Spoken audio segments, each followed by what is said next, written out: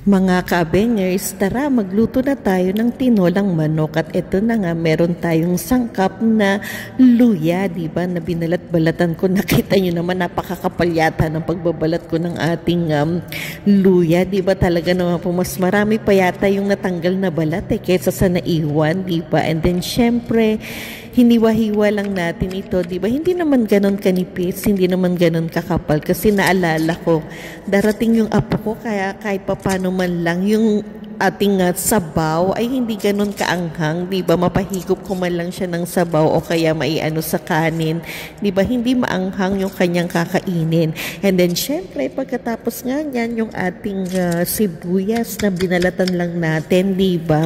And then tsaka natin siya hiniwa-hiwa, di ba? Na hindi ganun kalaki, katamtaman lang. And then meron tayong isang malaking sayote. Nakita nyo kung ano yung ginawa ko sa sayote, di ba?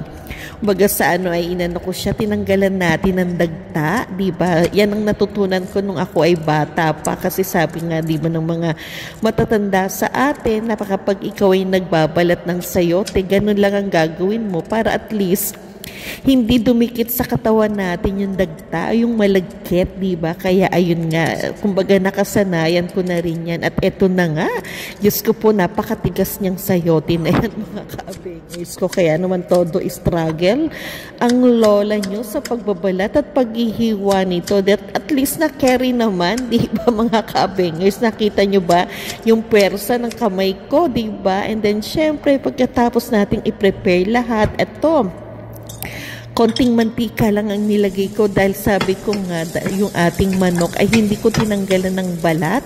And then syempre mataba yung manok, diba? So nilagay ko muna yung ating anong tawag dito, yung luya, diba? And then sabi ko hindi ko na masyadong itutos sa yung luya, antayin, kumbaga isabay ko na tong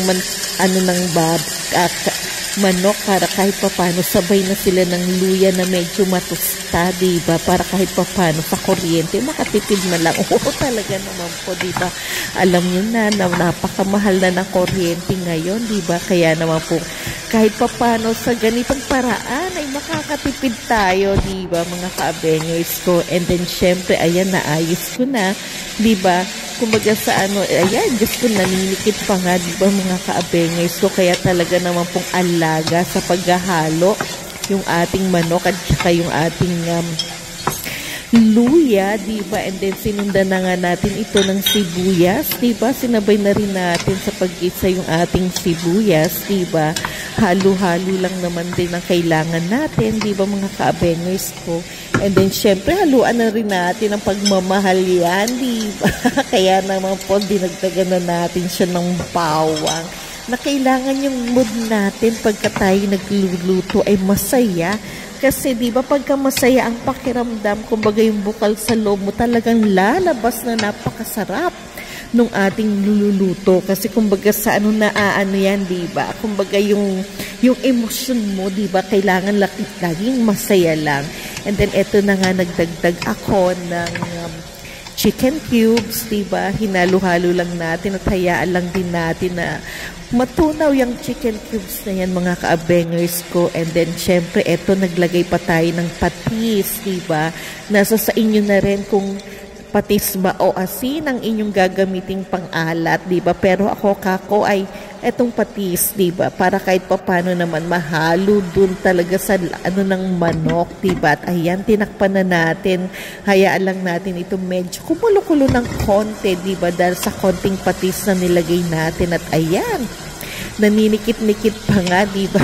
Yung ating manok sa kawali, di ba, mga ka-Abengers ko, na talagang todo kudkod ang lola nyo, di ba? And then sinundan ko na nga rin ito ng ating sayote, di ba? Yan lang yung gulay ko, mga ka-Abengers ko. Kaya baga sa no, sige lang, ang importante lang naman ay yung makaano tayo ng sabaw, di ba?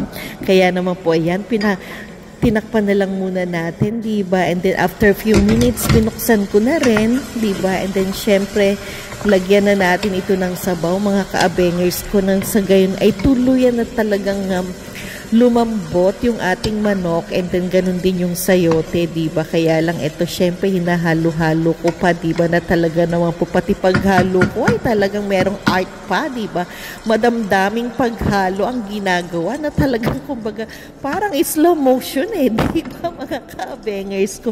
At ayan, yung tubig na nilagay ko, yung talagang lumubog lang ng konti yung ating manok at yung ating sayote, and then yan, tinakpan ko na at antayin natin na kumulo ito, di ba? At ayan, talaga naman po kumukulo-kulo na yung ating sabaw ng tinola, di ba? Na talaga naman pong amoy pa lang pagkabukas ko ng ating takip dyan sa kawali na yan. Wow, talaga naman po ang bango-bango, at ito na, tinikman na ng lola nyo, di ba? Na talaga naman pong apropado na, dahil talagang saktong-sakto lang talaga, wala nang kailangang idagdag, di ba? Kaya tara, higupin na natin ng napakainit na sabaw na ito, mga ka-abengers ko. Samahan nyo na ako.